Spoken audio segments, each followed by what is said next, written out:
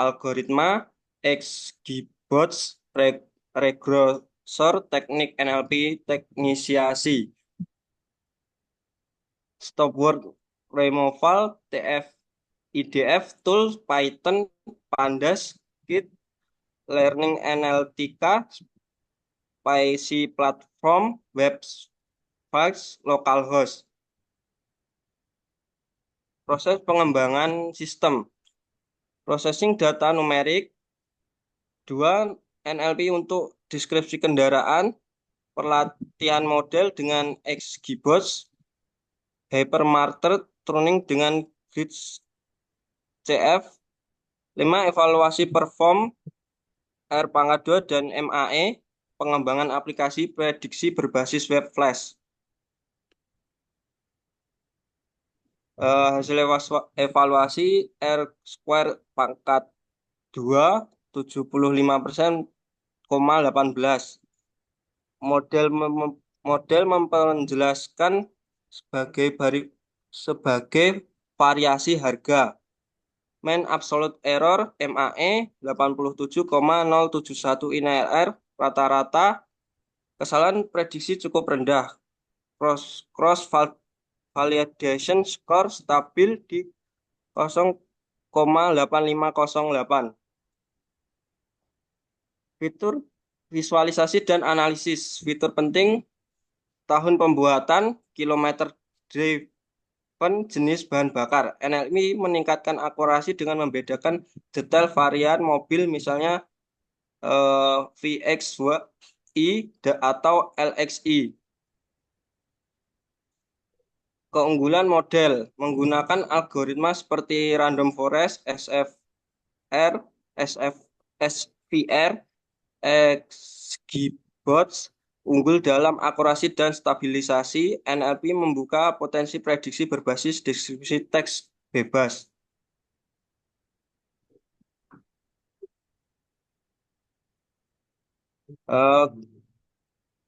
Kesimpulan dan rekomendasi pengembangan lanjut. Kesimpulan, sistem prediksi harga berhasil dikembangkan dan diuji kombinasi XGBots dan NLP efektif untuk prediksi harga kendaraan. Sistem dapat dikembangkan lebih lanjut dengan detail real-time dan integrasi code. Potensial penerapan di negara berkembang lainnya sangat besar. Rekomendasi dan pengembangan lanjut, integrasi sistem ke e-commerce, otomotif berbasis cloud, penyesuaian NLP untuk bahasan lokal, India atau negara lain. Eksplorasi metode deep learning berbasis BERT atau GPT untuk pemrosesan teks lanjut. Oke, sudah. Baik, sudah Pak. Oke. Sekian dari Terima saya. kasih. Ya. Baik, ada pertanyaan tidak dari teman-teman? Apa yang disampaikan oleh Mas siapa tadi, Rizky Eka Andigoro ya? Ada enggak? Nah, ini pengembangan sistem prediksi mobil bekas di India, Mas ya. Iya Pak. Datanya itu didapat dari apa, Mas? Dari Kaggle Data Pak. dari Kaggle. Jadi data publik dari Kaggle ya. Iya Pak. Terus digunakan untuk prediksi menggunakan apa? Algoritma mana? XGBots Pak, untuk algoritmanya. Jadi data ini ya bukan data ini ya, jadi data publik ya yang digunakan ya. Oke. Iya Pak. Oke. Yang lain tidak ada ya? Cukup. Sekian dari saya. Jika ada salah mohon maaf. Wassalamualaikum warahmatullahi wabarakatuh. Assalamualaikum warahmatullahi wabarakatuh. Jadi selanjutnya ke pemateri berikutnya, artikel yang keempat, yaitu Agung Wicaksono, Sistem Informasi Data Sektoral pada Dinas Perumahan dan Kawasan Pemukiman serta Pertanahan Kota Surakarta. Silakan Mas Agung, hadir, sudah hadir belum? Sudah Pak, hadir Pak. Apakah Silakan. share screen-nya sudah terlihat? Oh, sudah Mas. Oke, bisa dimulai nih Pak. Ya silakan. Ya, terima kasih atas waktu yang telah diberikan kepada kami. Mohon izin menyampaikan hasil laporan dari karya ilmiah kami yang berjudul Sistem Informasi Data Sektoral pada Dinas Perumahan dan Kawasan Permukiman serta Pertanahan Kota Surakarta. Mengawali paparan saya pada siang hari ini, jadi Dinas Perumahan dan Kawasan Permukiman serta Pertanahan Kota Surakarta merupakan salah satu perangkat daerah di kawasan di pemerintahan Kota Surakarta yang diberikan kewenangan untuk urusan perumahan dan kawasan permukiman serta urusan pertanahan. Dalam melaksanakan tugasnya, perangkat daerah ini diwajibkan untuk menyusun laporan kinerja setiap tahunnya, di mana dalam penyusunan laporan kinerja tersebut memerlukan data sektoral yang kredibel. Nah, kendalanya dalam menyediakan data sektoral yang kredibel ada beberapa kendala yang dialami, di mana kendala tersebut diantaranya yaitu pertama terkait dengan kualitas data. Jadi data yang dihasilkan seringkali belum berkualitas karena ada beberapa kendala yang sering terjadi, di antaranya datanya masih belum akurat, terus tidak lengkap, formatnya kurang konsisten, dan beberapa tidak terstruktur. Lalu ada juga kendala terkait keterbatasan akses data, di mana di Dinas Perumahan dan Kawasan Permukiman serta Pertanahan Kota Surakarta itu terdiri dari beberapa bidang, UPT, dan bagian, sehingga datanya tersebar di mana-mana dan secara otomatis juga tersimpan di beberapa media penyimpanan. Hal tersebut membuat data tidak bisa diakses secara langsung melalui internet karena belum terintegrasi dan belum dibikinkan sistemnya. Lalu kendala yang selanjutnya adalah adanya fragmentasi dan ketidakterpaduan data.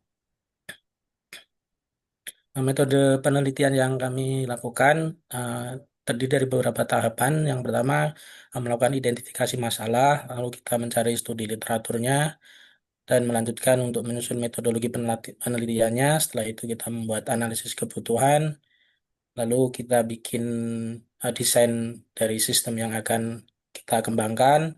Setelah desain sudah dibangun, lalu kita membuat implementasi sistemnya, lalu menguji sistem tersebut untuk selanjutnya akan dievaluasi dan membuat kesimpulan. Lalu jenis dan metode pengumpulan datanya, yang pertama ada data primer yang kita peroleh melalui interview dan observasi, lalu ada juga data sekunder yang diambil dari studi pustaka. Selanjutnya untuk metode pengembangan sistemnya sendiri, kita menggunakan metode SDLC dengan model uh, prototype. Nah, identifikasi sistem yang sebelumnya atau yang sebelumnya berjalan, alur prosesnya untuk mengetahui atau mendapatkan data sektoral cukup panjang, di mana yang pertama dimulai dari salah satu subbagian di dinas tersebut membuat semacam edaran dalam bentuk spreadsheet agar bidang-bidang maupun UPT maupun bagian mengisi data yang diminta, untuk kemudian bidang akan mengisi data tersebut disertai dengan bukti dukung. Lalu data-data tersebut akan diverifikasi terlebih dahulu sebelum divalidasi atau disahkan oleh pimpinan kepala dinas. Nah, setelah laporan tersebut telah tervalidasi dan dibuat sebagai komponen dalam menyusun indikator kinerja, lalu eh, laporan tersebut akan diarsipkan atau disimpan. Selanjutnya, sistem yang berjalan sebelumnya untuk pihak eksternal atau eh, pengunjung yang membutuhkan atau ingin mengetahui data sektoral tentang urusan perumahan dan kawasan permukiman serta urusan pertanahan, mereka harus datang ke kantor kami terlebih dahulu untuk permohonan data, atau bisa melalui email dan media channel kami yang lain untuk permohonan datanya, baru nanti akan diproses oleh pengelola surat eh, yang ada di dinas kami. Baru nanti pimpinan akan memberikan disposisi siapa yang akan mengerjakan atau memberikan data yang dimohon. Dari beberapa kendala atau proses yang mungkin tidak efisien tersebut, kami membuat usulan sistem di mana eh, baik dalam rangka pengolahan data maupun eh, permohonan data dari pihak eksternal, kita buat secara lebih efisien melalui sistem yang kita bangun sehingga proses proses pengelolaan data maupun proses permohonan datanya bisa menjadi lebih mudah. Sistem tersebut kami bangun menggunakan bahasa pemrograman PHP dan menggunakan framework Laravel. Lalu untuk web servernya kita menggunakan XAMPP. Untuk pengkodeannya kita menggunakan Visual Code Studio. Lalu untuk database-nya kita menggunakan MySQL dan untuk menguji sistemnya kita menggunakan browser Chrome. Selanjutnya untuk perancangan sistemnya eh, berdasarkan use case analysis, sistem ini terdiri dari tiga aktor yaitu admin, bidang sebagai operator, dan pengunjung. Untuk admin sendiri bertanggung jawab dalam mengelola sistem seperti mengelola user akses, melakukan verifikasi data, dan mengelola indikator yang akan dipublikasikan. Lalu untuk bidang bertugas dalam memasukkan nilai data sektoral yang mereka miliki sebagai produsen data dan eh, melampirkan atau memberikan dataset serta menyusun metadata variabel. Lalu jika data tersebut sudah memiliki rekomendasi statistik juga sekaligus dimasukkan. Lalu untuk pengunjung sendiri sebagai pihak eksternal dapat melihat laporan data sektoral dan indikator yang telah terverifikasi tanpa harus memiliki akun. Nah, secara gambarannya untuk use case analysis tampak pada eh, halaman berikut, di mana ada tiga pengunjung beserta masing-masing kewenangannya.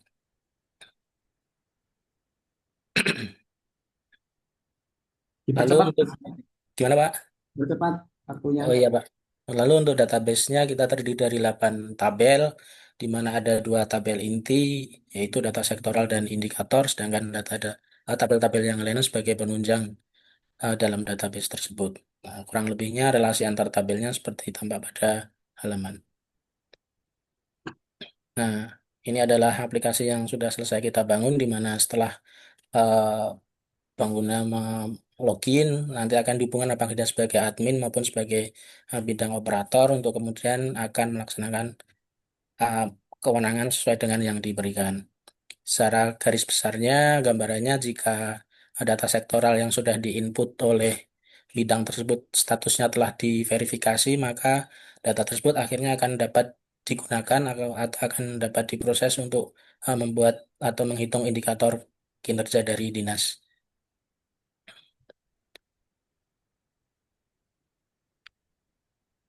Sedangkan untuk pengunjung sendiri, mereka bisa langsung mendapatkan data sektoral maupun data capaian indikator kinerja dari Dinas Perumahan dan Kawasan Permukiman serta Pertanahan Kota Surakarta di halaman yang sudah kita sediakan. Nah, kesimpulannya bahwa sistem informasi yang dibangun ini efektif dalam mendukung pengelolaan data sektoral dan penyusunan indikator kinerja. Lalu penyajian datanya juga lebih akurat dan terintegrasi serta bermanfaat dalam mendukung penyusunan laporan kinerja berbasis data. Kiranya itu mungkin yang dapat saya sampaikan.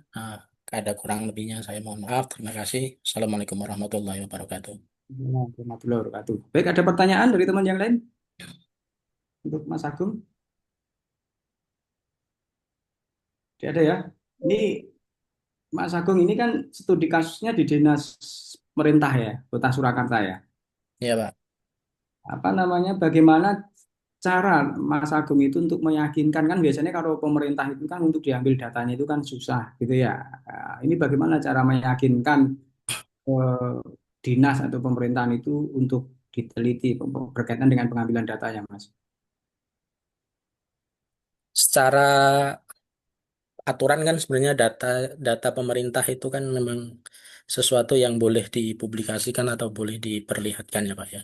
Apalagi yang kami minta adalah data terkait data sektoral yang sifatnya bukan bukan privat atau tidak boleh di, di dilihat atau dikonsumsi oleh publik. Jadi berdasarkan apa namanya aturan tersebut, maka maka seharusnya memang seluruh instansi pemerintah berhak untuk berkewajiban untuk memberikan atau memperlihatkan datanya kepada siapapun yang membutuhkan. Ya, jadi tidak ada masalah ya Mas ya berkaitan data ya, pengambilan Oh, data nggak ya. masalah, Pak. Justru memang seluruh data sektoral dan indikator kinerja itu harus On. harus dipublikasikan kepada masyarakat karena sebagai bentuk dari apa namanya akuntabilitas dan eh, apa namanya itu sikap keterbukaan publik, keterbukaan data. Anggaran Oke, aja boleh dipublikasikan, oke, dipublikasikan apalagi kalau cuma data. oke, ya baik terima kasih Mas Agung. Ya, sama-sama Pak. Terima kasih.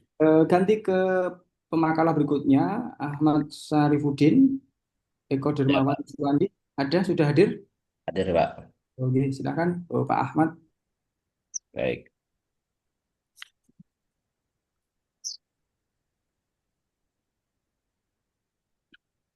Ya, saya sudah terlihat, Pak. Sudah Pak, bisa di slide show Pak. Ya. Assalamualaikum warahmatullahi wabarakatuh. Salam warahmatullahi. Selamat siang untuk rekan-rekan semua, juga yang terhormat Bapak Agung Purwanto yang sudah menjadi moderator dan co-host di room 11.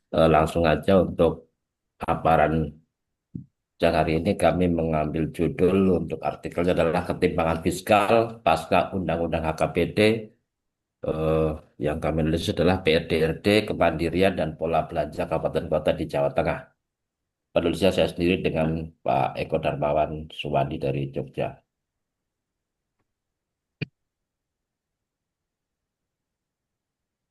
Langsung ke pendahuluan bahwa sebelum terbitnya Undang-Undang Nomor 1 Tahun 2002 tentang HKPD, eh, pemerintah menyampaikan isu tentang besarnya ketergantungan daerah dari transfer, yaitu TKDD ataupun DAU. Kemudian adanya ketimpangan antar daerah dalam layanan publik, kemudian adanya belanja daerah yang didominasi oleh belanja pegawai, kemudian belanja infrastruktur minim, atau secara singkat bahwa PAD-nya sangat rendah untuk rata-rata kabupaten dan kota. Nah, kemudian pemerintah berinisiatif mengeluarkan Undang-Undang HKPD yang disahkan melalui Undang-Undang Nomor 1 Tahun 2022 dan berlaku efektif itu mulai tahun 2024. Nah, apa saja tujuan HKPD? Yang pertama adalah meningkatkan desentralisasi fiskal, efisiensi belanja, dan keadilan antar daerah. Dan perubahan yang besar adalah pada restrukturisasi PDRD, yaitu tarif, kemudian tarif pajak daerah, kemudian tarif kontribusi, termasuk PBB. Kemudian yang ketiga adalah mengenalkan tentang opsi pajak. Ini adalah pajak numpang. Pajak numpang di pajak daerah misalnya di pajak dan bermotor. Jadi pajak dan bermotor sudah ditumpangi dengan namanya option. Dan itu besarnya sampai 66%. Dan kemudian simplifikasi belanja. Nah, potensi dengan adanya Undang-Undang HKPD ini yang pertama adalah perubahan postur APBD. Yang kedua adalah peningkatan PAD melalui restrukturisasi pajak daerah. Dan yang ketiga adalah pengurangan ketimpangan fiskal melalui eh, penerapan Undang-Undang KPD, mengurangi transfer daerah dan dengan berbasis belanja. Nah, pada beberapa literatur sebelumnya, ini diteliti oleh Safira, dan ini tentunya sebelum terbitnya KPD, tahun 2024, kemudian juga Wahyuni tahun 2019, Nurliza Arpani dan Harmawati tahun 2020, menyampaikan bahwa PAD mempengaruhi kemandirian, namun tax effort tidak. Ini disampaikan oleh Octavian Jayani tahun 2021 dan Nur Octaviani tahun 2023. Selain itu juga ada studi oleh Rahmayani tahun 2018 bahwa tax effort itu memiliki pengaruh signifikan terhadap kemandirian keuangan. Sementara Safira Frijunita ini tahun 2024 belanja modal tidak mempengaruhi kemandirian. Sedangkan Novi et al. Tahun 2024 menyampaikan bahwa pajak daerah memiliki hubungan negatif dan terhadap ketimpangan pendapatan. Nah, permasalahan yang kami angkat dalam penelitian ini adalah yang pertama, bagaimana perubahan struktur APBD, rasio tingkat kemandirian, efisiensi, dan efektivitas belanja pasca implementasi Undang-Undang HKBD.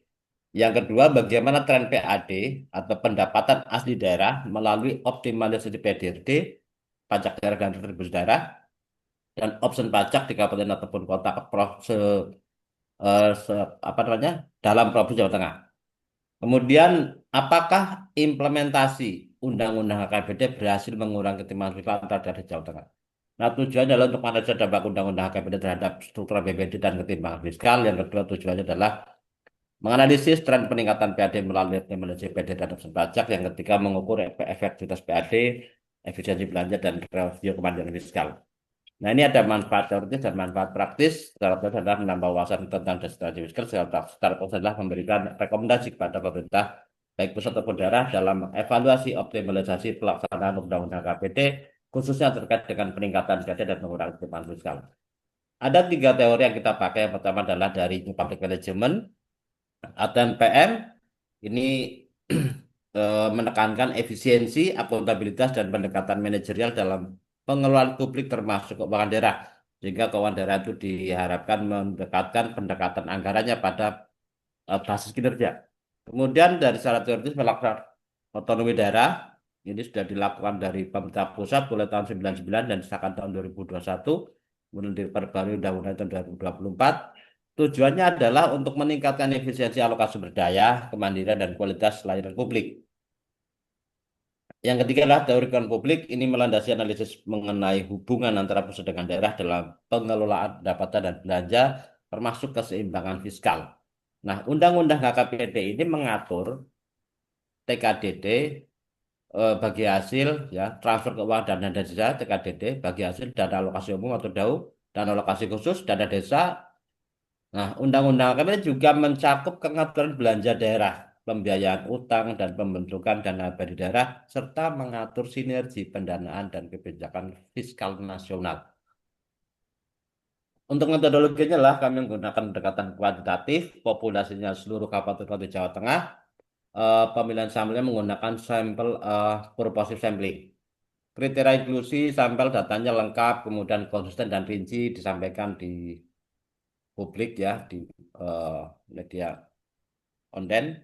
Kemudian jenis datanya adalah laporan realisasi APBD, kemudian data PDRD, data indikator ketimpangan fiskal. Yang ketiga, untuk teknik analisis datanya menggunakan analisis deskriptif, analisis rasio keuangan, analisis ketimpangan fiskal, kemudian definisi operasional adalah belanja pegawai, belanja infrastruktur, PAD, ketimpangan fiskal, dan tax reform.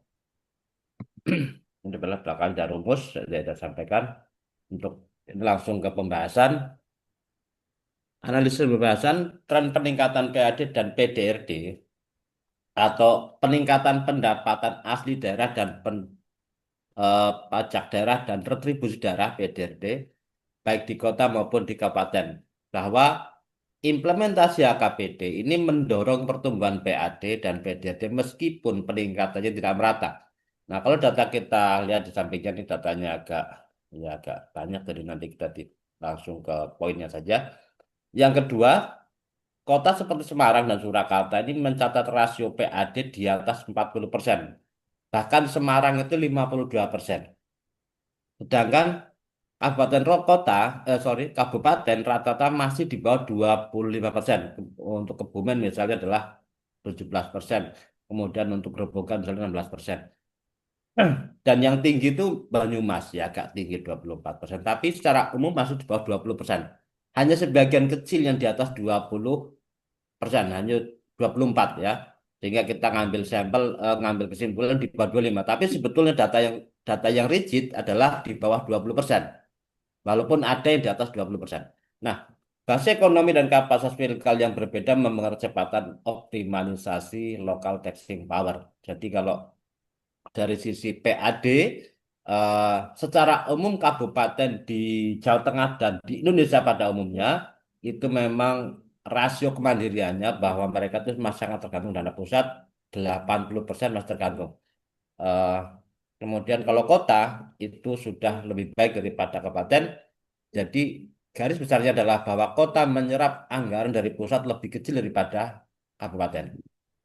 Kemudian untuk ketimbangan fiskalnya, kabupaten masih bergantung tinggi terhadap transfer keuangan dan dana desa (TKDD).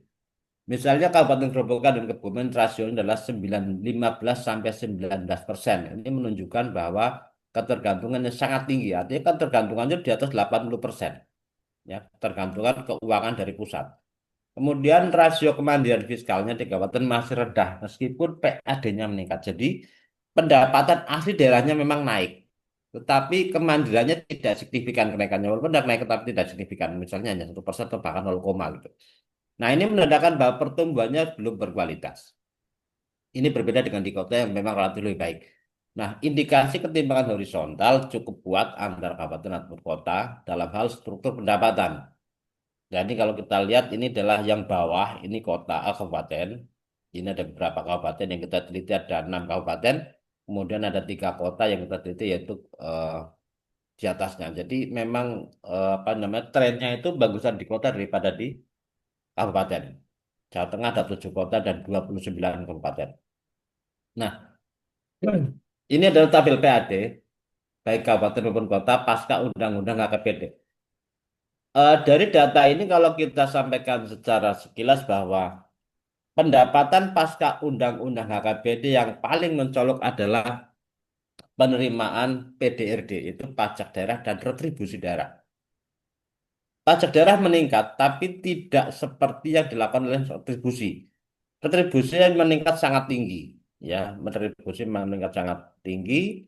Kalau kita lihat di sini misalnya adalah dari Semarang, Surakarta, Pekalongan misalnya ini retribusinya, ini meningkatnya itu di atas 1000% pendapatan retribusi, ya. Termasuk kabupaten juga sama di atas 1000%, kecuali Kabupaten Grobogan dan Kebumen itu hanya meningkat. Untuk Grobogan adalah uh, 26% dan Kebumen ada 32%. Ini meningkat tinggi tapi jauh di bawah apa namanya kabupaten dan kota yang lain karena di atas 1000%.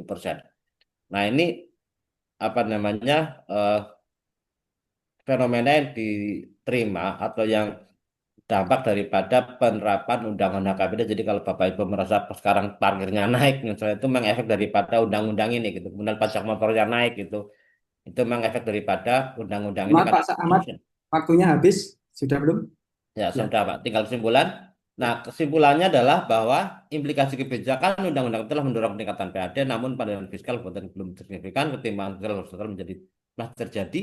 Perlu kebijakan afirmatif bagi kabupaten. Nah, rekomendasinya penguatan kapasitas pemungutan pajak daerah, kemudian peningkatan kualitas belanja modal dan pengawasan belanja hibah, kemudian desain ulang formula TKDD berbasis insentif produktivitas pendapatan asli daerah. Demikian Bapak Ibu yang kami eh, hormati untuk presentasi makalah pada siang hari ini. Terima kasih waktunya Bapak Ibu Ronto. Selamat siang, assalamualaikum warahmatullahi wabarakatuh.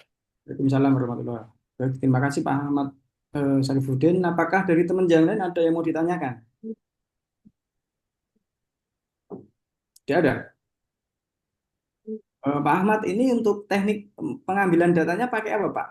Kalau boleh Kalau tahu. ngambilnya di ini Pak, di Kemenku Pak.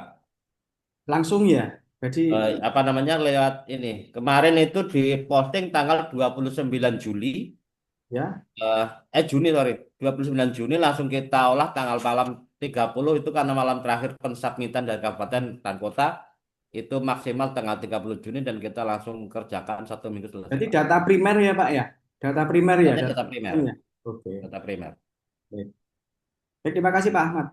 Terima kasih Pak Baik, Eko. selanjutnya ke pemakalah berikutnya yaitu Albertino Ramadan, Octaviano dan teman-teman, sistem pemanas air otomatis berbasis IoT menggunakan ESP32 dengan sensor DS18B20. Apakah sudah hadir Albertino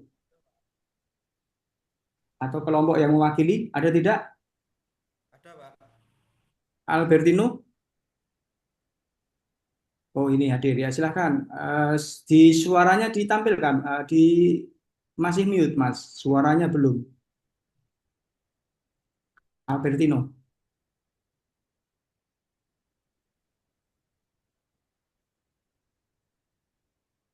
Suaranya belum masuk. Albertino mana ya? Halo, Albertino? Apakah sudah terdengar, Pak? Ya, sudah. Ya, silahkan. Ya, Bismillahirrahmanirrahim. Assalamualaikum warahmatullahi wabarakatuh. Di kesempatan kali ini saya akan mempresentasikan hasil dari penelitian kami yang berjudul Sistem Pemanas Air Otomatis berbasis IoT menggunakan ESP32 dengan sensor DS18B20. Untuk pendahuluan, mengapa otomatisasi pemanas air, perkembangan teknologi dan IoT telah mendorong terciptanya sistem otomatis. Sebagian besar pemanas air saat ini masih kurang efisien dan tidak otomatis dan serta tidak dapat dikendalikan secara jarak jauh. Yang pertama adalah efisiensi energi, menghemat penggunaan energi melalui pemantauan dan pengaturan suhu air secara real time. Peningkatan kenyamanan, pengaturan yang lebih pintar dan cepat merespon kebutuhan pengguna, serta kontrol jarak jauh yang memungkinkan pengguna bisa mengontrol suhu air menggunakan internet. Untuk komponen utama dari sistem yaitu adalah ESP32 untuk pemrosesan data serta kontrol pada sistem. Dan untuk sensor suhu kami menggunakan DS18B20 dengan tingkat akurasi 0,5 dan berakurasi tinggi. Dan untuk pendukung komponen sistemnya yaitu ada modul relay 5 volt yang berperan sebagai saklar elektronik yang diatur oleh ESP32 untuk mengontrol arus listrik AC dari elemen pemanas. Dan elemen pemanas yang kami gunakan adalah 350 volt, digunakan untuk memanaskan suhu air yang dikendalikan dengan modul relay 5 volt. Dan ada tambahan resistor 4,7 kilo ohm yang digunakan untuk menstabilkan sinyal daripada sensor DS18B20 yang dapat dibaca oleh ESP32. Untuk metodologi penelitian kami, yang pertama adalah perancangan perangkat keras, membangun rangkaian elektronika utama. Yang kedua, pemrograman perangkat lunak, pengembangan program untuk ESP32 dan antarmuka pengguna. Yang ketiga, integrasi sistem, menyatukan komponen perangkat keras dan lunak. Yang keempat adalah tahap pengujian, menilai kinerja dan respon sistem. Untuk perancangan dan implementasi sistem dirancang dengan ESP32 dan sensor suhu digital DS18B20 untuk memonitor suhu air secara langsung. Untuk proses implementasi, ESP32 mengontrol dan membaca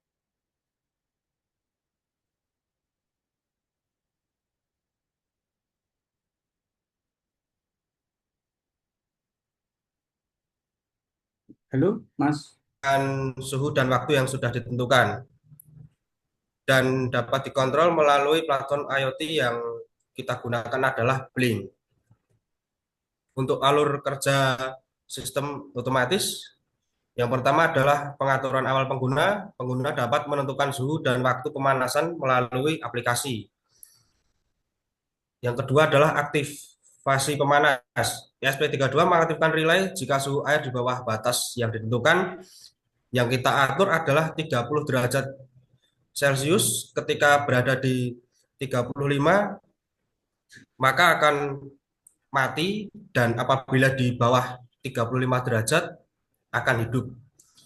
Yang ketiga, pemantauan suhu. Sensor DS18B20 mengukur dan mengirim data suhu ke ESP32 dan mengirimkan sinyal ke Blink. Yang keempat, pengendalian otomatis.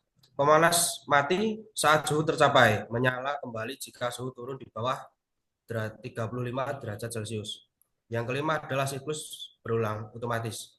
Sistem mempertahankan suhu stabil hingga waktu pengoperasian selesai. Dan yang terakhir adalah penghentian sistem.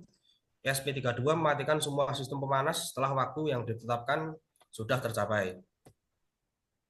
Untuk hasil dan pengujian, kami melakukan 10 kali pengujian. Dari yang pertama adalah air yang kami uji yaitu berada di suhu 28,6 derajat Celcius, dan kita sampai di 10 kali pengujian berada di 35 derajat Celcius.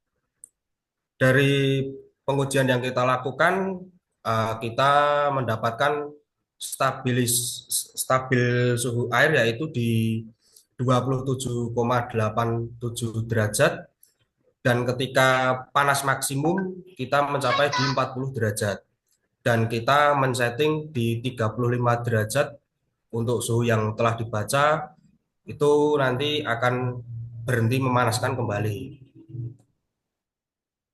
Dan berikut adalah antarmuka aplikasi Blink yang dimana menampilkan temperatur atau suhu air berada di berapa derajat, dan juga ada indikator pemanas menyala ataupun mati. Kesimpulan dari penelitian kami adalah penelitian ini berhasil merancang dan menerapkan sistem pemanas air otomatis berbasis IoT dengan meningkatkan kenyamanan dan efisiensi pemantauan suhu real time melalui aplikasi Blink, pengendalian otomatis, sistem menjaga suhu agar stabil sesuai batas yang ditentukan, dan juga memberikan kontribusi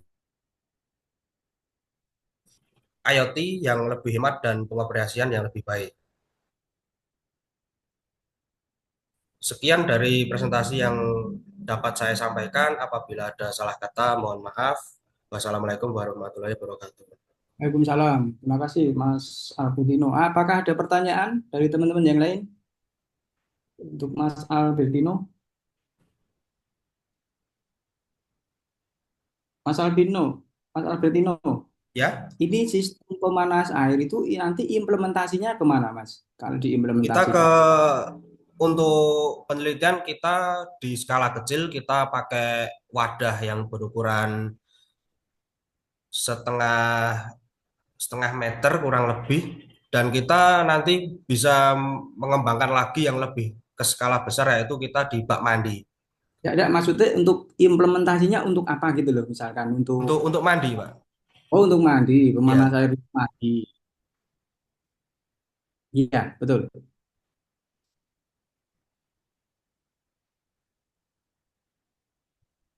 Oke. Kalau tidak ada ganti artikel yang lain. Oke, terus selanjutnya artikel yang ke-7, Aldi. Aldi Arya Kusuma, apakah sudah hadir? Aldi Hadir, Pak, hadir. atau yang Hadir. mewakili Asyira Putri Listiani ada? Ada, Pak, hadir. Ya, silahkan di share screen Mas Aldi. Bentar, Pak, sebentar. Saya siapkan dulu, Pak.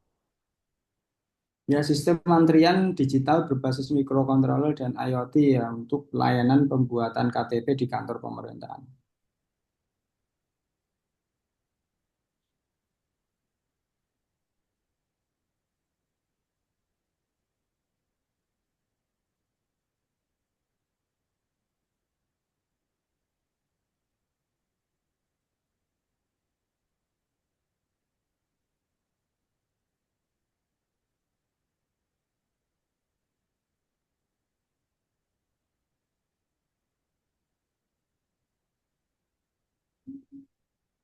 Maaf, black screen, Pak. Ya, Saya ya, cahaya. Maaf, gak lihat. kelihatan soalnya ini saya. Oh ya, sudah kelihatan ini. Udah. Siap-siap, Pak.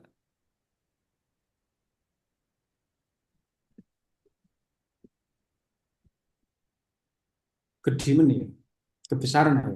Besar. Kebesaran, Pak. Klikkan lagi. Hmm. Sudah segini, Pak. Oh ya wes, sudah.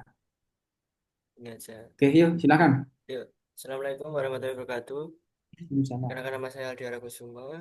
Hari ini saya akan mempresentasikan sistem antrian digital berbasis microcontroller dan IoT untuk pelayanan pembuatan KTP di kantor pemerintahan.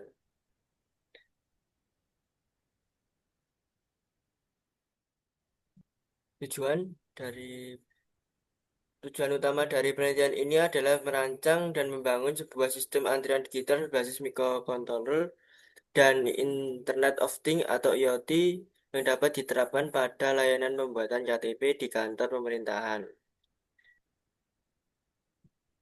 Sistem ini dirancang agar dapat bekerja secara real-time, transparan, dan dapat diakses dari jarak jauh mau untuk mempermudah baik petugas maupun masyarakat. Selanjutnya, metodologi penelitian ini menggunakan pendekatan set dan development atau R dan D dengan model pengembangan waterfall. Model ini dipilih karena memiliki alur yang terstruktur dan sistematis. Tahapan penelitian yang dilakukan meliputi satu, analisis kebutuhan yang mengidentifikasi masalah pada sistem antrian manual. Dua, merancang sistem yang mendesain arsitektur hardware dan software. Yang ketiga, implementasi membangun alat dan mengembangkan aplikasi web. Nomor 4, pengujian yang menguji fungsional dan stabilitas sistem secara keseluruhan.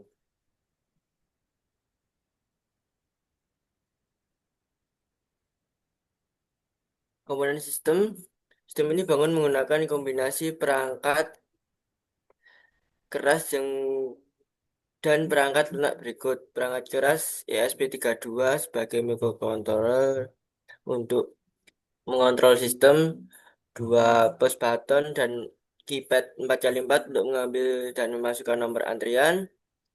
Nomor 3, LCD 16x2 12C yaitu untuk menampilkan nomor antrian secara lokal di alat. Nomor 4, buzzer sebagai indikator atau notifikasi pemanggilan. Perangkat lunak bersatu, database MySQL online untuk menyimpan data antara secara tersebut. Nomor 2, aplikasi web HTML, CSS, dan JavaScript sebagai web viewer untuk memantau antrian. Nomor 3, file PHP sebagai penghubung antara microcontroller, ESP32, dan database. Selanjutnya, alur sistem dan skematik. Arus kerja sistem antrian digital ini adalah sebagai berikut.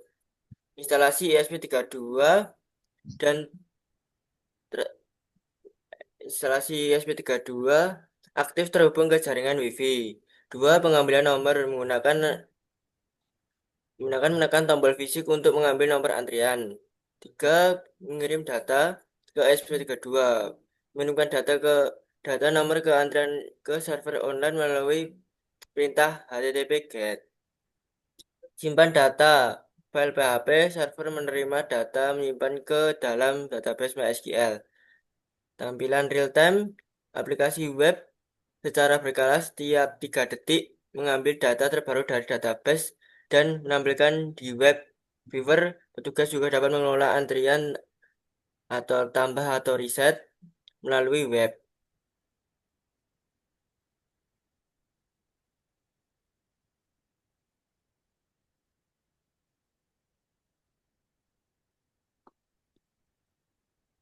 Sebentar, Pak.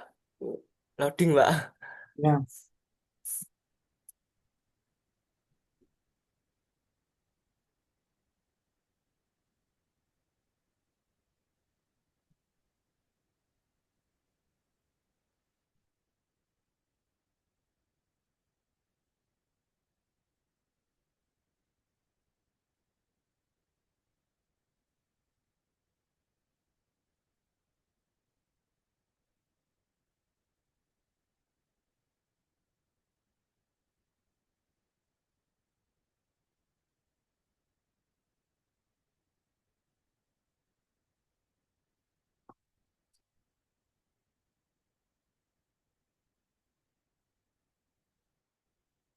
Gimana, Mas?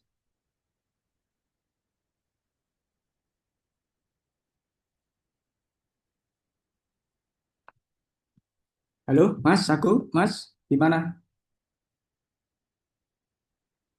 Keluar ya kayaknya. Oke, tadi ya, jadi Mas Aldi tadi ini sistem antrian digital, dia mengkombinasikan antara IoT dengan mikrokontroller dengan IoT ya di pelayanan pembuatan KTP di kantor pemerintah. Baik itu tadi dari Aldi Arya Kusuma, selanjutnya dilanjutkan ke artikel berikutnya. Mohon nanti semua menunggu dulu sampai selesai ya. Nanti setelah selesai nanti kembali ke room utama untuk pengumuman artikel terbaik ya. Nanti artikel terbaik akan diumumkan oleh MC, kemudian nanti sekalian nanti untuk penutupan. Jadi mohon menunggu sampai selesai. Setelah nanti selesai kita kembali ke room utama, gitu ya. Baik, selanjutnya Alfian Hafid Afandi, apakah sudah hadir? Alfian Sudah, Hafid Pak. Afandi ya. Judulnya pengembangan smart security dengan sensor ultrasonik pada miniatur rumah adat Jawa. Silahkan dipresentasikan. Saya dengar, Pak. Ya, Oh ya, bisa saya mulai, Pak? ya. Silahkan Halo? share screen. Ya,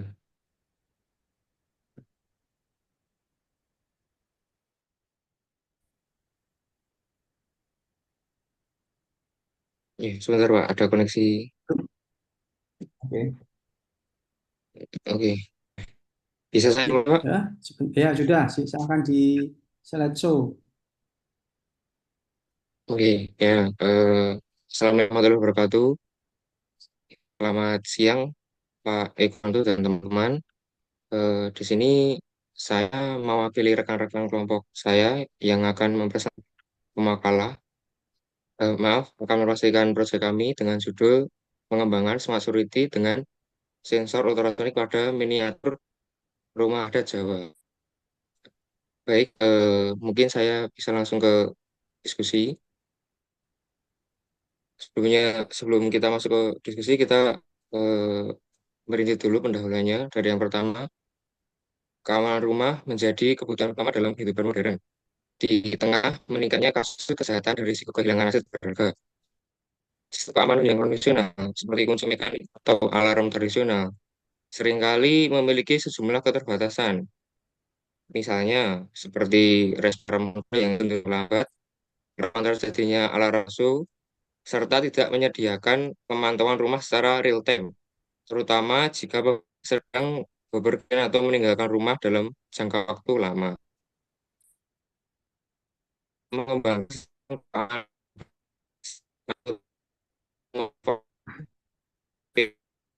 6 sensor ultrasonik dan platform Blink untuk memantau serta mengontrol keamanan rumah secara mobile. Sistem ini dirancang untuk mendeteksi keberadaan objek pada jarak hingga 20 cm. Jadi ini kami setting sendiri ya Pak, ke jarak yang bisa terdeteksi. Lalu setelah terdeteksi akan mengaktifkan alarm berupa buzzer yang akan berbunyi serta mengirimkan notifikasi real time ke aplikasi Blink saat ada objek yang mendekat rumah. Dengan demikian, pemilik rumah dapat memantau dan mengontrol keamanan rumahnya kapanpun dan dimanapun berada. Baik, setelah kita mengetahui pendahuluan, kita masuk ke tujuan penelitian. Penelitian ini bertujuan untuk mengembangkan sistem keamanan rumah berbasis Internet of Things atau IoT dengan menggunakan sensor ultrasonik yang terintegrasi dengan mikrokontroller ESP8266 sehingga mampu melakukan pemantauan dan deteksi ancaman secara otomatis dalam maupun jarak jauh. Kemudian merancang dan mengimplementasikan deteksi pergerakan objek menggunakan sensor ultrasonik dengan jarak tertentu sebagai pemicu alarm serta pengiriman notifikasi kepada pengguna, pemilik rumah, ya Pak, melalui platform aplikasi Blink. Kemudian menguji efektivitas sistem terhadap berbagai simulasi ancaman pada miniatur rumah adat Jawa sehingga dapat meningkatkan keamanan dan memberikan solusi inovatif untuk monitoring rumah secara real time. Kemudian dapat memberikan kontribusi dalam pengembangan teknologi smart home khususnya pada aspek keamanan jarak jauh. dengan sistem yang mudah diimplementasikan, efisien, dan dapat dikendalikan dari jarak jauh. Atau kita kenal dengan mobil gitu, Pak. Selanjutnya kita masuk ke metodologi. Sistem keamanan rumah otomatis berbasis IoT dikembangkan menggunakan ESP8266 sebagai unit pemroses data utama. Sistem ini memanfaatkan aplikasi Blink untuk melakukan secara real time melalui smartphone atau website yang ada di laptop. Pada bagian metode pada bagian metode dijelaskan tahapan perancangan perangkat keras, kemudian perangkat lunak, kemudian diagram alir dan flowchart yang digunakan dalam mengembangkan sistem keamanan rumah ini. Dari yang pertama, dari perancangan perangkat keras. Kita bisa lihat pada gambar nomor 1, sistem menggunakan ESP8266 sebagai pusat kontrol, sensor ultrasonik untuk mendeteksi objek, buzzer untuk mengaktifkan alarm, dan miniatur ada sebagai model fisik yang akan implementasikan nanti. Rangkaian sensor dihubungkan sesuai dengan diagram blok untuk menjamin integrasi antar komponen berjalan dengan baik. Nah, pada gambar ini kita bisa melihat antar komponen yang berhubungan yang dihubungkan dengan kabel-kabel. Kemudian kita masuk ke perancangan perangkat lunak. Pemrograman dilakukan pada pemrograman Arduino IDE dengan bahasa C++. Program mengatur pembacaan data dari sensor ultrasonik dengan logika deteksi. Misal objeknya itu terdeteksi kurang dari 20 cm, maka alarmnya akan aktif. Serta mengirimkan notifikasi ke aplikasi Blink seperti pada gambar 2 secara real time melalui WiFi. Jadi bisa dilihat ini ada tombol on off serta ada jarak yang terdeteksi 10 cm, dan di sini nanti ada alarm yang nanti berwarna merah kalau terdeteksi, dan nanti eh, perangkatnya itu juga akan berbunyi yang kalau kita gunakan smartphone ya, nanti kalau ada objek yang mendekat, smartphone-nya akan bunyi. Jika kita menggunakan laptop, nanti laptopnya juga bunyi. Selanjutnya kita masuk ke diagram alir dan flowchart system. Pada gambar 3 dan gambar 4 menggambarkan alur kerja sistem di inisiasi proses deteksi hingga respon alarm dan notifikasi, sehingga setiap langkah dan diuji sistematis. Jadi di sini prosesnya itu kurang sensor ultrasonik dan wifi ini sebagai input.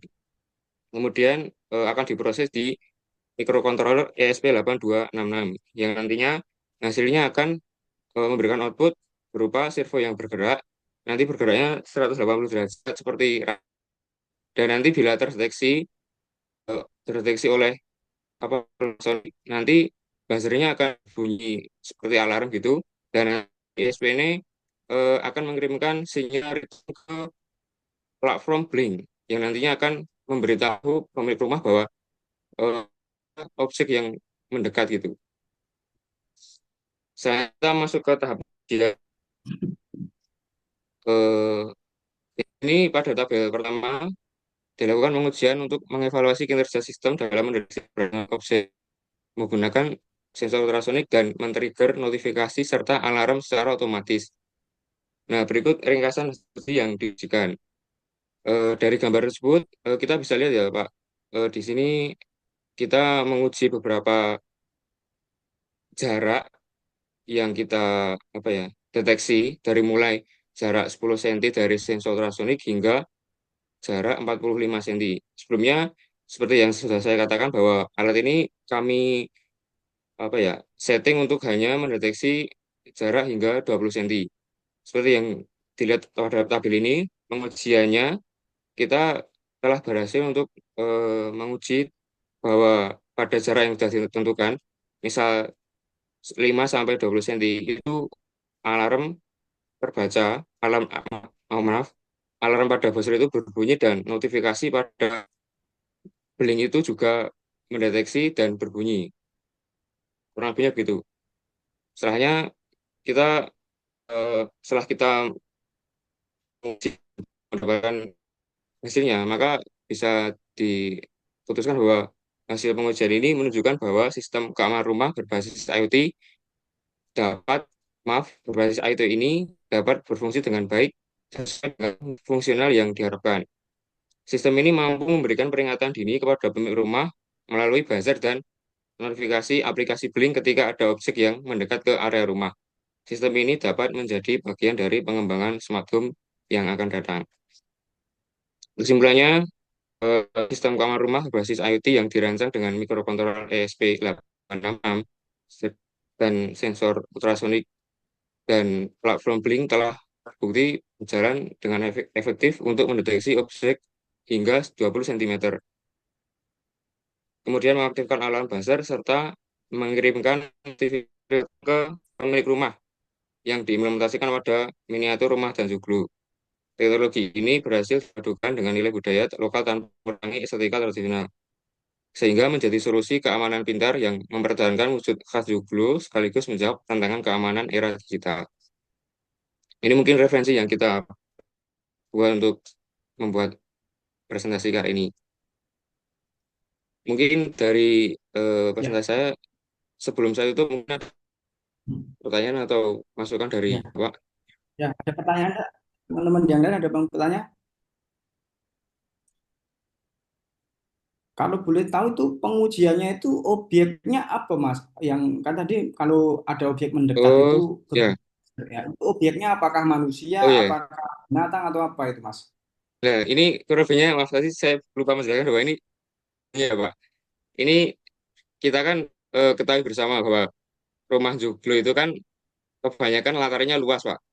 Nah, Hmm. itu kita ingin membuat sistem keamanan yang bisa ini kan pada sisi kalau pemilik rumahnya gian, kan rumahnya kosong dan si pemilik rumah ingin mengaktifkan sistem keamanan ini di depan halaman rumahnya gitu. Nah, Hmm. ini untuk eh, objeknya sendiri yang terdeteksi karena kita menggunakan sensor ultrasonik eh, belum bisa untuk secara inti ini objek apa itu belum bisa. Tapi hanya untuk apa ya ya apa ya semacam objek sembarang lah. Jadinya dia itu masuk rank kurang lebih 20 cm di sensor tersebut. Tuh. Artinya semua objek kedetek ya, Ya, tapi binatang pun terkadang kedetek ya, gimana Pak? binatang pun juga kedetek, binatang mendekat itu kedetek dia. Ya, asal dia wujudnya gitu Pak. Cuma kalau untuk spesifiknya apa belum bisa karena ini masih menggunakan sensor ultrasonic yang belum bisa untuk mendeteksi tersebut. Mungkin Oh. kedepannya kita bisa Tapi sudah mengembangkan lebih diuji, jauh. sudah, Sudah, ya, kita sudah udah diuji beberapa itu kali. objek apa saja yang dengan ujikan, misalkan apa Kemarin kita orang. cukup eh, apa ya? Ya sederhananya coba mungkin tangannya jenengan kalau Ya, didekatkan gitu dengan jarak berapa senti gitu. Nanti otomatis dari alarmnya itu mendeteksi dan berbunyi gitu. Untuk objeknya apapun aja yang pasti dia berwujud gitu, Pak. wujud ya, berarti semua objek ya di Ya, anu ya. Ya, mestinya nanti bisa dikembangkan lagi yang didetek itu ya objek yang memang anu ya, karena kalau semua objek didetek kan kasihan yang punya rumah nanti buzzernya bunyi terus itu. Ada nyamuk, iya, ada binatang apa mendekat anu bunyi buzzer gitu kan kasihan. Iya. Ya toh, iya nanti baik, bisa Pak. dikembangkan lagi objeknya memang objek yang mungkin sensornya ya yang harus di ini ya dipelajari Ya, lagi gitu. mungkin perlu penambahan sensor tambahan, Pak, untuk mungkin lebih spesifik lagi nanti dia deteksi apa gitu. Ya, terima kasih Mas. Ya, ya mungkin sekian Pak dari presentasi saya yang mewakili kelompok saya. Mungkin bila ada salah kata atau eh, dan lain-lain, saya mewakili kelompok saya mohon maaf. Terima kasih atas eh, saran dari Bapak dan teman-teman. Mungkin sekian. Wassalamualaikum warahmatullahi wabarakatuh. Salah. Baik, selanjutnya artikel ke-9 Eka Aprilia Putri. Iya. Apakah sudah hadir? Hadir, Mbak. Ya, silahkan di share screen, Mbak Eka Aprilia. Siapa ini?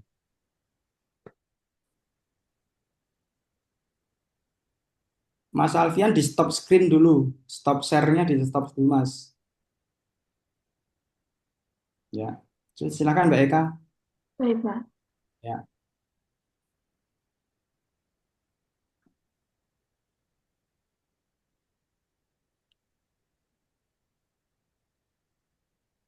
Bismillahirrahmanirrahim. Assalamualaikum warahmatullahi wabarakatuh. Perkenalkan, nama saya Eka Aprilia Putri. Di sini saya akan mempresentasikan penelitian saya yang berjudul Sistem Customer Relationship Management atau CRM pada Kecamatan Batuwarno.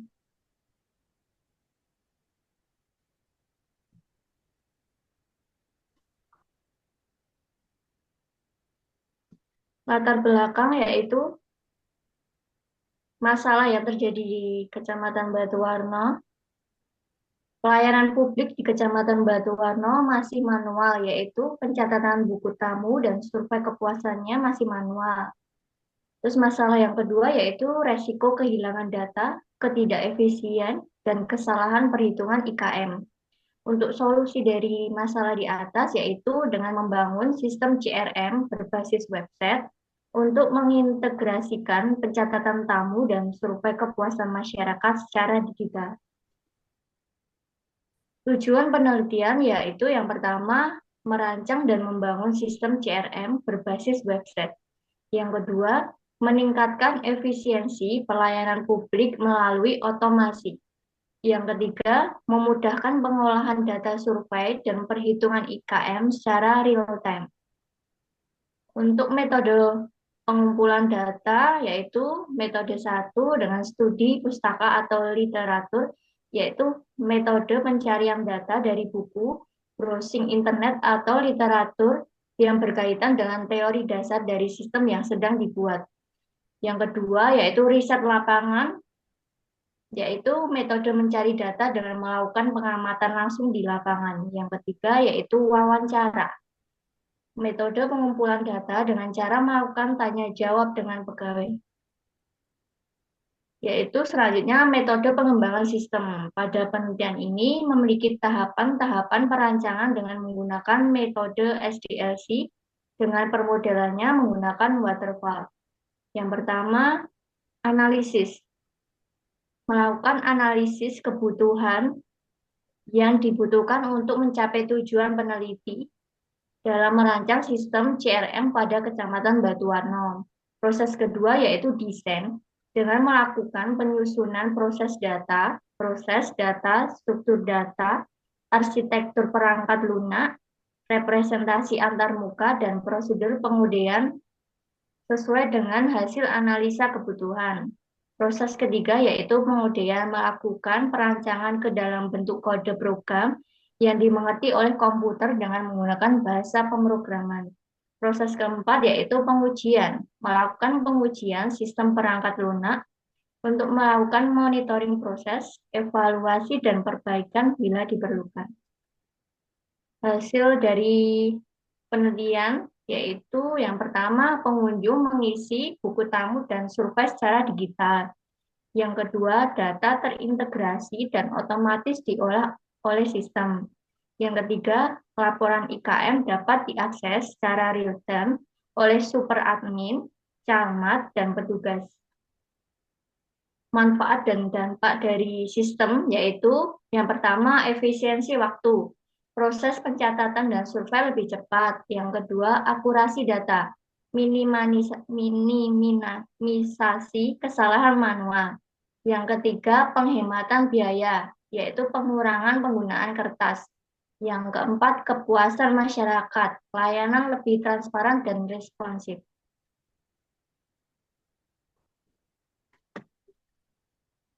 Untuk kesimpulan yaitu sistem CRM berbasis website berhasil dikembangkan untuk mengatasi permasalahan pelayanan publik di Kecamatan Batuwarno, khususnya dalam hal pencatatan buku tamu dan survei kepuasan masyarakat yang sebelumnya dilakukan secara manual. Yang kedua yaitu metode SDLC atau waterfall dan analisis species terbukti efektif dalam merancang sistem yang terstruktur dengan fitur utama seperti pencatatan tamu digital, survei kepuasan masyarakat secara online, dan perhitungan otomatis indeks kepuasan masyarakat.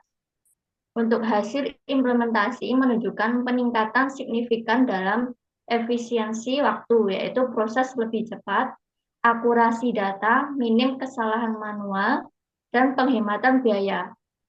Penggunaan pengurangan penggunaan kertas, yaitu selanjutnya yang terakhir pengujian black box membuktikan semua fungsi sistem berjalan optimal, mulai dari login, pengelolaan data hingga pencetakan laporan. Terima kasih, sekian presentasi dari saya. Terima kasih Mbak Eka, CRM ya. Jadi di kecamatan ya, untuk apa Ya, tadi Pak. isinya apa? Bagaimana, Pak? Isi CRM-nya apa tadi di kecamatan Batu Warnanya? Buku tamu, Pak. Buku tamu digital dan survei kepuasan masyarakat. Buku tamu dan survei kepuasan masyarakat ya, Iya. masyarakat desa. Oke, selanjutnya artikel yang ke-10, Ayudhya Sekar Kedaton ada, sudah hadir? Atau yang mewakili Eka Fitri Handayani atau Vinsa Trisna Akila sudah hadir? Eka Fitri Handayani hadir? Halo? Silakan Mbak Eka Fitri Handayani atau Ayudhya Sekar Kedaton. Halo? Suaranya tidak masuk ya? Halo Mbak Eka Fitri Handayani?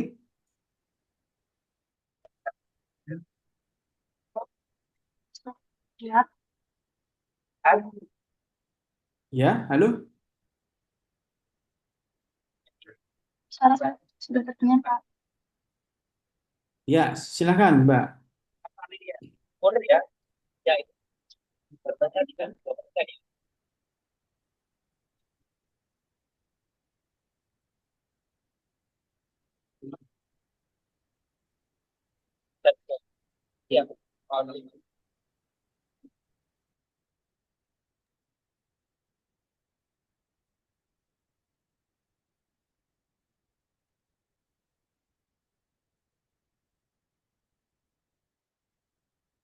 Ya, silakan dimulai Mbak. Halo? Silakan dimulai. Suaranya belum masuk.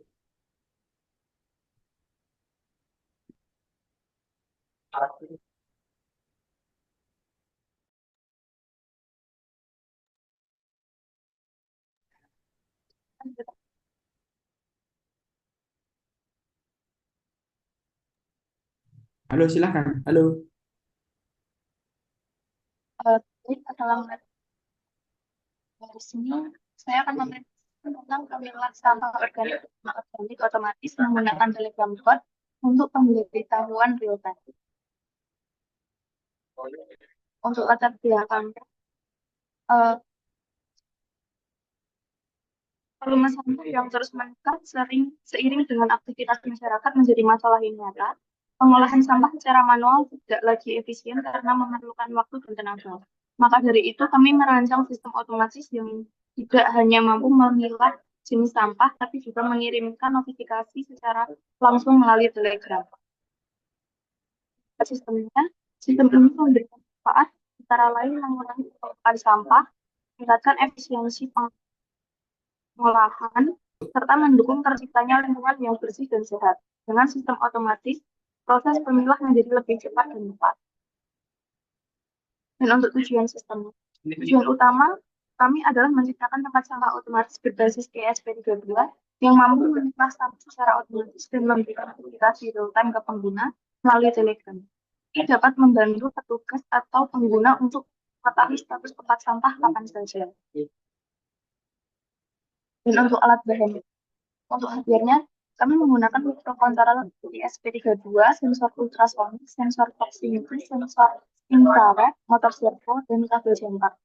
Dan untuk software-nya, kami menggunakan Arduino JL, BlackBerry Universal Telegram Board, Telegram via Godfather, sama Wi-Fi Client Skill.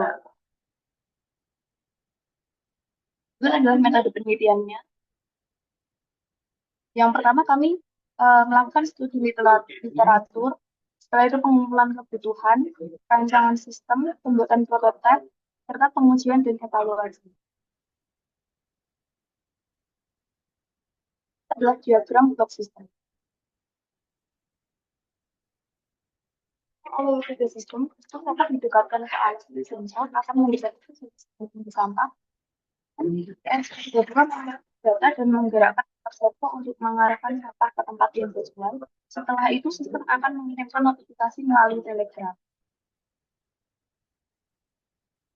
Pada hasil dan pembayaran, sistem dapat memilah sampah organik dan anorganik. Sensor bekerja mendeteksi keberadaan jenis dan jenis sampah, serta dua motor servo menjaga kantong sampah sesuai jenis. Dan Telegram Code mengirimkan pesan otomatis ke pengguna. Ini berikut adalah versi Telegram ini. Dan untuk hasil pengujian, untuk catatan error, koneksi buruk, notifikasi delay, dan untuk sensor aktif bersamaan perlu logika prioritas, sensor basah perlu waterproof. Untuk hasil uji fungsinya, aplikasi berhasil terkirim, server bekerja dengan baik, yaitu dengan durasi 2 detik, sensor mendeteksi dengan akurasi kurang lebih 1 cm, serta sistem stabil dalam kondisi yang normal. Untuk kesimpulannya, sistem dapat menjadi solusi praktis untuk lingkungan padat penduduk dan area pabrik, yaitu sistem berhasil memilah sampah secara otomatis, notifikasi real-time mendukung efisiensi pengelolaan, sensor dan aktuator bekerja akurat dan stabil, dan masih ada kendala minor seperti koneksi dan validasi sensor. Berikut yang bisa saya sampaikan. Apakah ada pertanyaan?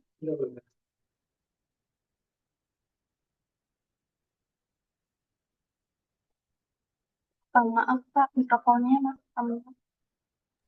Ya, terima kasih Mbak Ayu Dia. Ya, ini pemilah sampah ya Mbak ya. Pemilah sampah organik non-organik. Ya, betul. Mbak. Nah, itu sudah diuji dengan sampah yang itu, sampah basah, sampah kering gitu atau tidak? Kami mengujinya sampah organik sama anorganik. Oh, Kalau yang organik. anorganik itu kita menggunakan sampah kaleng. Kalau Hmm. yang organik kan kertas. Oh, jadi kaleng botol gitu ya, sama yang kertas, kemudian apa lagi, yang daun misalnya ya. Oke, oke, terima kasih Mbak. Oke. Assalamualaikum warahmatullahi wabarakatuh. Salam. Baik, selanjutnya yang nomor 11, Sinti Falovi. Apakah sudah hadir? Ya, ada Pak. Ya, silahkan di share screen. Membangun website Desa Balayan Kecamatan Kisam Tinggi sebagai media komunikasi digital menggunakan PHP dan MySQL. Silahkan di share screen. Iya, Pak. Dari Sumatera Selatan ya? Iya, Pak. Jauh ya? Jauh, Bapak. Tapi kelihatan dekat. Jauh tapi kelihatan dekat.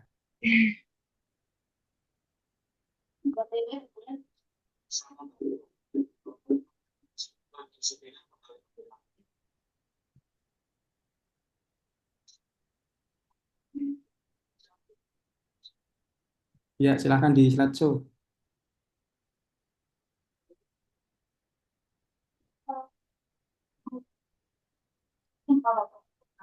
Apa sudah ada share screen-nya, Pak? Sudah, silahkan. Ya, baik. Terima kasih, Pak. Assalamualaikum warahmatullahi wabarakatuh. Perkenalkan, nama saya Sinti Palopi. Saya akan mempresentasikan hasil dari penelitian saya yang berjudul Membangun Website Desa Balayan Kecamatan Kisam Tinggi sebagai media komunikasi digital menggunakan PHP dan MySQL. Latar belakang,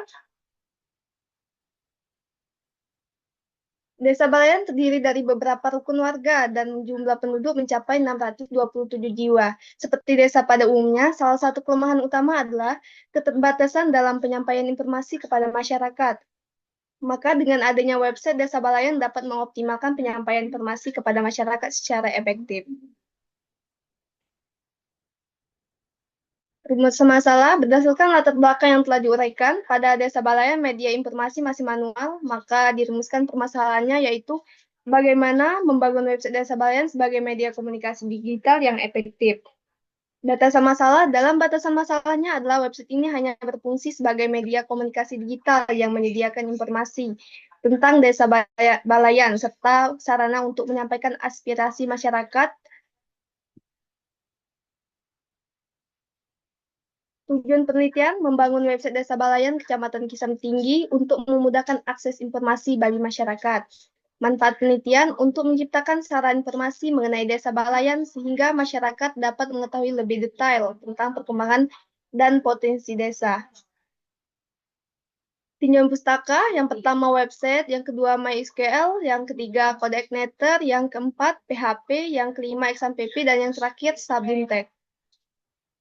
Subjek penelitian ini adalah pembuatan website Desa Balayan menggunakan PHP dan MySQL dengan data-data yang berkaitan dengan profil, sejarah, visi dan misi fasilitas Desa Balayan. Teknik pengumpulan data, wawancara, referensi, observasi. Rancangan tampilan website. Perancangan tampilan adalah bentuk umum dari suatu rancangan website untuk memudahkan pemakai dalam menggunakan website, sehingga pada saat pengunjung web tidak mengalami kesulitan dalam memilih menu atau informasi yang dicari seperti profil desa, fasilitas, dan info masyarakat. Struktur rancangan dapat dilihat pada tampilan di bawah ini. Hasil akhir dari pembuatan website ini dapat membantu Desa Balayan dalam menyediakan informasi dan komunikasi digital bagi masyarakat. Website ini dirancang untuk menampilkan berbagai informasi terkait desa seperti agenda kegiatan serta informasi pelayanan. Bisa dilihat untuk hasil dari pembuatan website Desa Balayan. Pembahasan hasil akhir dari pembuatan website ini dapat membantu Desa Balayan dalam menyediakan informasi dan komunikasi digital bagi masyarakat.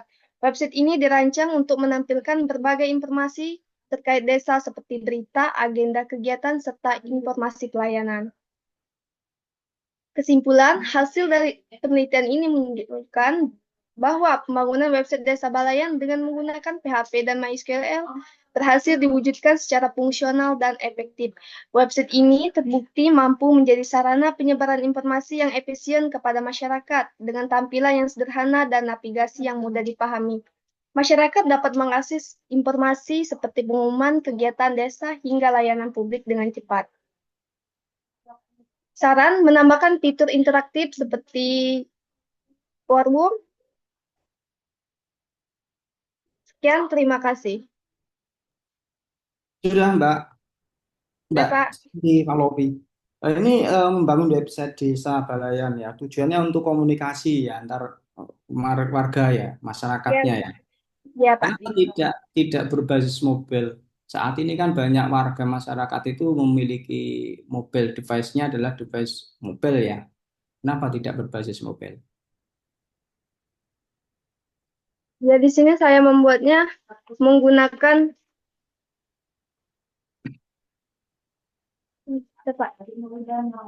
Ya, kamu membuatnya pakai website kan, berbasis Ya, Pak. website.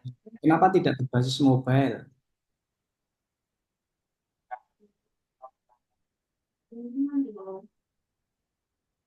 Karena masyarakat di Desa Balayan ini lebih mengetahui tentang website, Pak.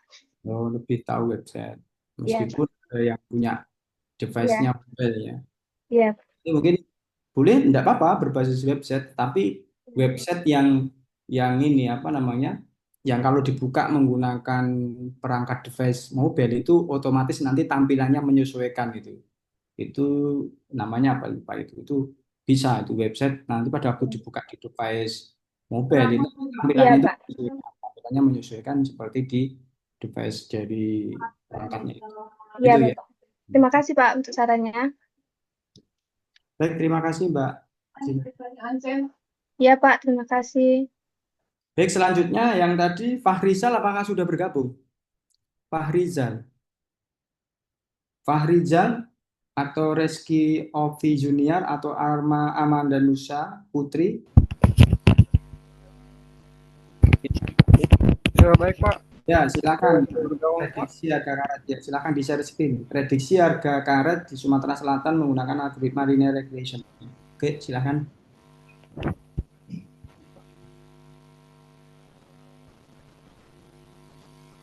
Baik Pak, apakah udah masuk Pak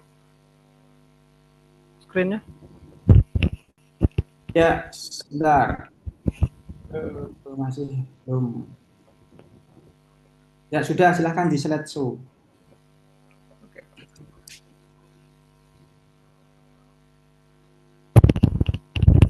Assalamualaikum warahmatullahi wabarakatuh. Nah, Perkenalkan, nama saya Fahrizal, saya dari Universitas Batu Raja. Di sini saya akan mempresentasikan dari penelitian saya, yaitu prediksi harga karet Sumatera Selatan menggunakan algoritma linear regression. Penelitian ini membangun model prediksi harga karet Sumatera Selatan tahun 2025. Metode linear regression bisa di slideshow tidak, Mas? mawas. Di slideshow. Itu tampilannya masih anu ya. Itu yang paling bawah pojok bawah sebelah itu. Atau F5, tekan tombol F5 gitu.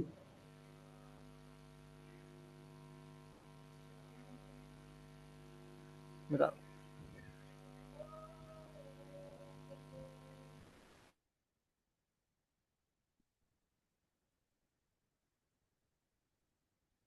Nggak bisa. Nah,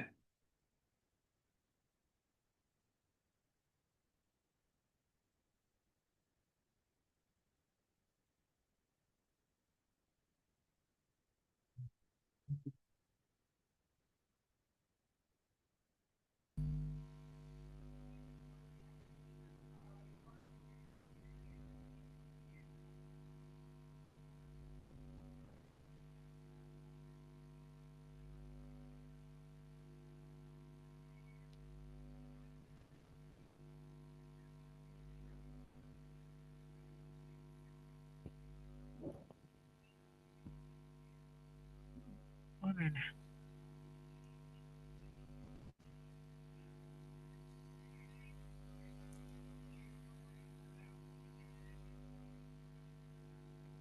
gimana bisa tidak?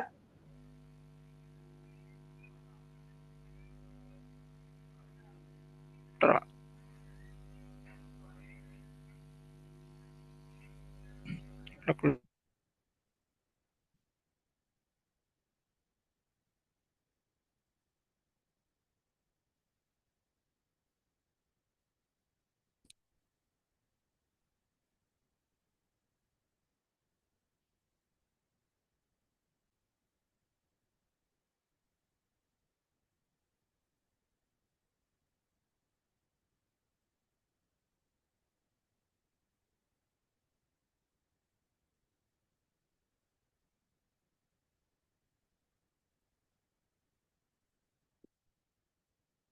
Gimana, Mas? Bisa atau tidak?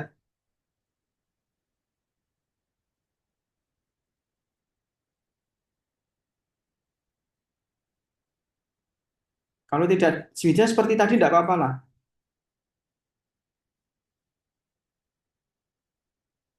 Halo,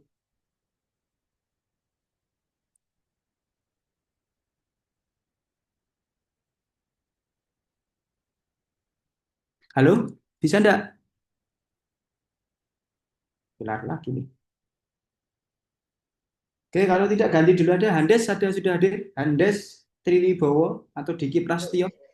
Saya hadir, Pak. Ya, silakan, Mas. Baik, Pak. Silakan di share screen.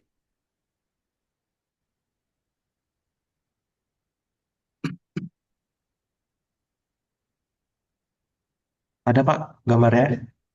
Bentar. Ya, sudah, silakan. Bentar ya. Ke halaman. Assalamualaikum warahmatullahi wabarakatuh. Saya Diki Prasetyo, mewakili teman-teman saya untuk mempresentasikan jurnal kami. Ah, judul kami prediksi harga telur ayam 2020.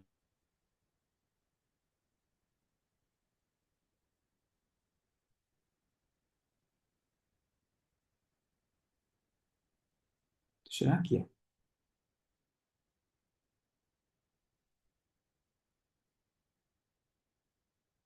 Putus ya. Ada yang dengar suaranya? Halo,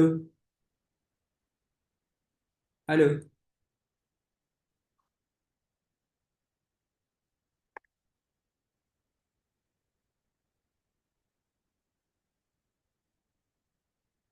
halo teman yang lain ada yang dengar suaranya?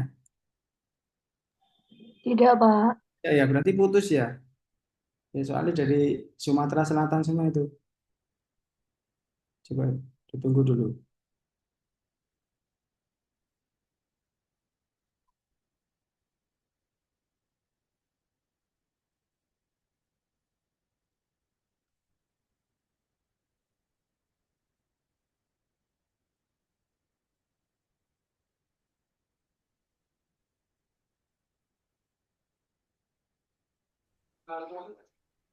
Ya, gimana? Baik, Pak. Ya, silakan. Ya, silakan.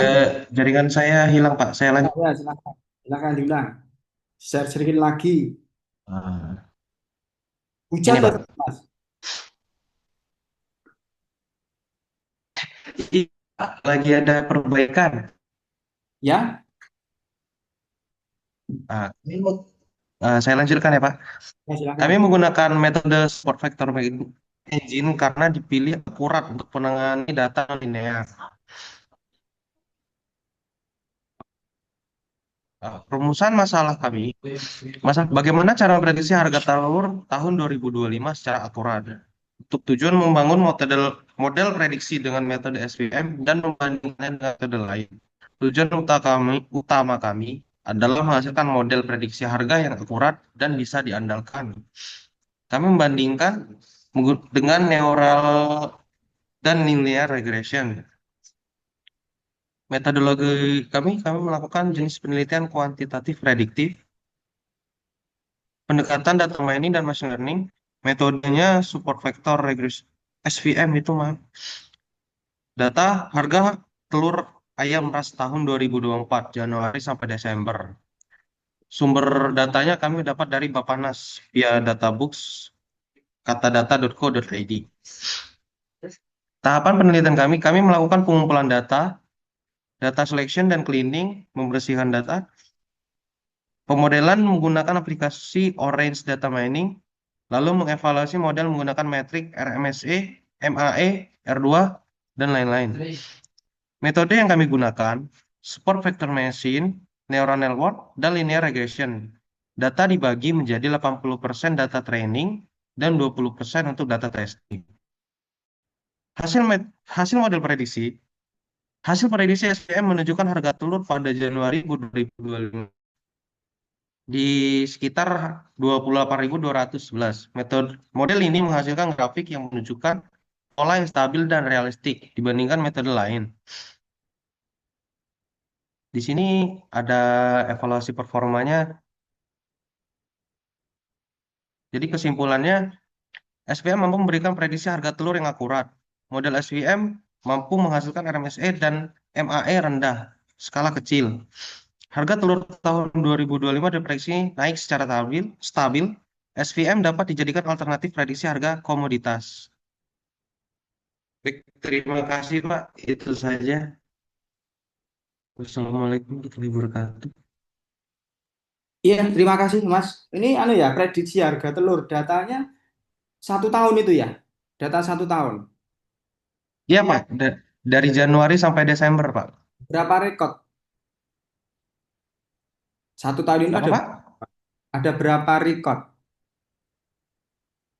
Datanya ada 300 berapa ya? Sebentar Pak, saya cek dulu ya Pak. Ratusan ya? Oke. Ratusan Pak, 300 kalau tidak salah itu. Dari mana itu 350 data? apa 300. Data didapat dari mana? Itu tadi datanya dapat dari tadi ada di bentar saya cek di slide tadi Pak. Saya lupa. Dari mana? Oh ini Nah, mana? databooks katadata.co.id Pak. Oh, artinya data Sumbernya publik juga dari ya. Panas. Dari data publik ya. Data publik. Ya. Iya Pak, Bappenas Pak. Oh ya, oke, oke. Oke. Iya, yang publik. Ya, ya udah terima kasih, Mas. Oke, yang tadi Fahrizal jadi enggak nih? Sudah Baik, Pak. bisa tidak? Terima kasih. Fahrizal, dicoba lagi.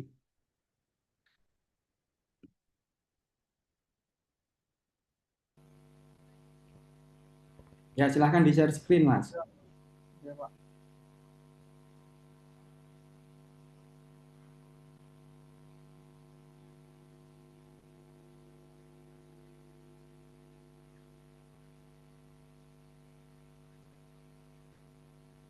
Masuk belum, Pak? Itunya ya. Sudah. Sudah ya, Pak.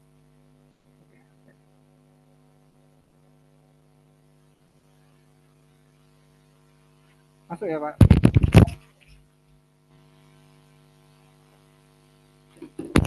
Tes.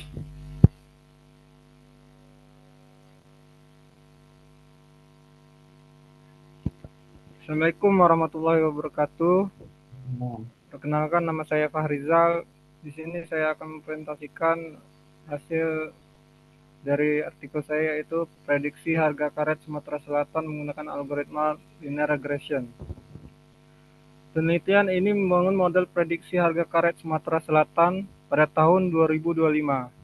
Metode linear regression diterapkan dengan aplikasi Orange, menggunakan data historis dari April 2021 sampai April 2025. Model dievaluasi dengan MAE, RMSE, dan R2 atau mengukur akurasi prediksi dan kemampuan generalisasi. Latar belakang penelitian ini berfokus pada pentingnya memprediksi harga karet di Sumatera Selatan, yang merupakan komoditas vital bagi perekonomian lokal. Prediksi harga akurat dapat membantu petani dalam perencanaan dan pengambilan keputusan bisnis. Tujuan utama penelitian ini adalah mengembangkan model linear regression yang efektif menggunakan aplikasi Orange untuk memberikan wawasan yang berguna mengenai fluktuasi harga karet berdasarkan data historis. Intinya komoditas karet. 1. Karet alam merupakan komoditas strategis di Sumatera Selatan dengan peran penting di perekonomian lokal dan nasional. 2. Lebih dari 570.000 kepala keluarga petani bergantung pada komoditas ini sebagai sumber penghasilan utama. 3. Industri karet juga mendukung lapangan kerja dan kontribusi ekspor nasional. Tantangan fluktuasi harga karet. Yang pertama yaitu harga karet mengalami fluktuasi tinggi dan tidak terduga dari Rp9.000 hingga Rp11.000 per kilogram selama 2021 sampai 2025. Kedua, fluktuasi dipengaruhi oleh permintaan global, nilai tukar, kebijakan ekspor, dan kondisi iklim. Ketiga, kondisi ini menyulitkan petani dalam menentukan strategi usaha dan manajemen stok. Rumusan masalah dan tujuan penelitian. Masalah utama adalah ketidakpastian harga dan keterbatasan akses informasi prediksi untuk petani. Tujuan penelitian ini adalah membangun model prediksi harga karet yang sederhana, efisien, dan mudah digunakan. Model diharapkan dapat membantu pelaku agribisnis dalam pengambilan keputusan berbasis data. Untuk metodologinya di sini kami membuat diagram alir, yaitu dimulai dari pengumpulan data harga karet dari periode April 2021 hingga 2025. Setelah itu prapromosian data, implementasi model linear regression, hingga validasi dan full cross validation, dan evaluasi MAE, RMSE, dan R2, sehingga analisis hasil. Data time series dan prapromosian data. Dataset terdiri dari 49 data bulanan harga karet dari April 2021 hingga April 2025. Kami di sini mengambilnya data dari per 1 Januari 2021 hingga 1 Januari 2025. Prapromosian data meliputi normalisasi tanggal dan harga untuk keseragaman, serta penanganan missing value dan duplikasi. Data diubah menjadi fitur independen atau waktu, dan target dependent dan harga untuk model prediktif, algoritma linear regression dan platform Orange. Model dibangun menggunakan algoritma linear regression di aplikasi Orange 3.36 berbasis antarmorph visual. Evaluasi dilakukan dengan teknik 10-fold cross validation untuk menghindari overfitting. Metrik evaluasi utama adalah MAE, RMSE, dan koefisien determinasi R2 yang mengukur akurasi dan penjelasan variabilitas data, analisis dan hasil. Harga karet bulanan di Sumatera Selatan antara April 2001 hingga April 2005 berfluktuasi signifikan antara Rp9.000 hingga Rp13.000 per kilogram. Rata-rata harga sekitar Rp11.316 per kilogram. Puncaknya terjadi pada Januari 2025 sebesar Rp13.000 per kilogram. Pola harga ini bersifat non-stasioner, memerlukan pendekatan prediksi berbasis data historis demi membantu pengambilan keputusan usaha. Hasil prediksi linear regression dengan berbagai skema. Prediksi dengan linear regression diuji pada 4 skema pembagian data, yaitu 9 banding 10, 80 banding 20, 70 banding 30, dan 60 banding 40. Model menunjukkan performa terbaik pada 80 banding 20 dengan MAE, yaitu 1074, dan R2 0,279. Proporsi data pelatihan yang lebih kecil menyebabkan penurunan akurasi dan kemampuan model dalam mengenali tren historis menjadi terbatas. Evaluasi kinerja model dan analisis komparatif. Evaluasi metrik MAE berkisar 1074 sampai 1211.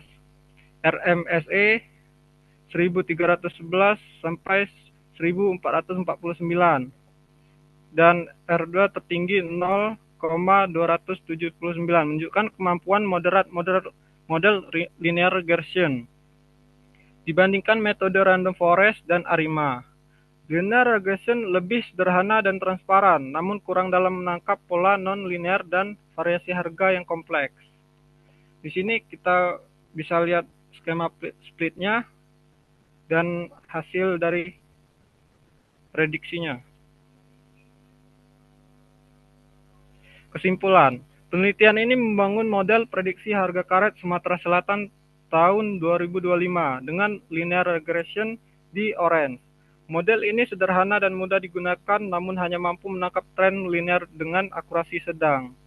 Implementasi visual di Orange memudahkan akses untuk petani dan pelaku agribisnis. Pengembangan selanjutnya dapat menambah variabel dan mengeksplorasi model non-linear untuk meningkatkan prediksi dan membantu pengambilan keputusan di sektor agribisnis. Mungkin cukup sekian presentasi saya. Assalamualaikum warahmatullahi wabarakatuh. Mas Fahrizal. Prediksi harga karet.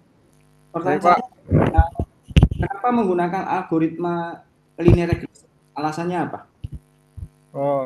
Di sini kami ditugaskan untuk memilih dari berbagai model, Pak. Awalnya, Pak. Nah, di sini kami memilih linear regression karena untuk dipahami, Pak. Mungkin dari datanya, dari data yang teman-teman Pak. itu cocok dengan data yang cocok dengan linear regression mungkin ya. Pak. Cocok, Pak. Itu ya. Baik, terima kasih. Semua sudah presentasi hadir semua. Terima kasih atas hadirnya. Mudah-mudahan nanti hasil penelitian ini bisa bermanfaat bagi masyarakat. Dan mohon setelah ini nanti kembali ke room utama dulu untuk melihat penutupan. Sebelum penutupan nanti akan ada pengumuman untuk artikel atau naskah terbaik yang akan diumumkan lewat MC di room utama. Baik, terima kasih sekali lagi. Semoga nanti apa yang kita bahas pada hari ini bermanfaat. Baik, terima kasih. Assalamualaikum warahmatullahi wabarakatuh. Waalaikumsalam. Silakan kembali ke room utama, nggih. Kembali ke room utama. Silahkan.